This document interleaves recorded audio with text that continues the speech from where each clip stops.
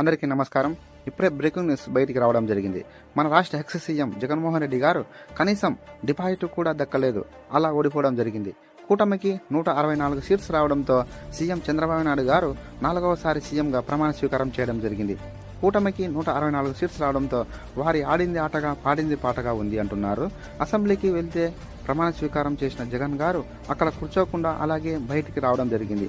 జగన్ గారు అసెంబ్లీకి వెళ్లకుండా ఎమ్మెల్యేకి రాజీనామా చేసి కడప ఎంపీ అవినాష్ రెడ్డి గారు, జగన్ గారు ఇద్దరు రాజీనామా చేసి జగన్ గారు ఎంపీకి పోటీ చేయాలని నిర్ణయించుకున్నారు. అవినాష్ రెడ్డి గారిని పులివెందుల ఎమ్మెల్యేగా నిలబెట్టాలని అనుకుంటున్నారు.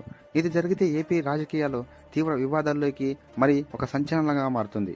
ఈరోజు పులివెందులకి జగన్మోహన్ రెడ్డి గారు రావడం జరిగింది.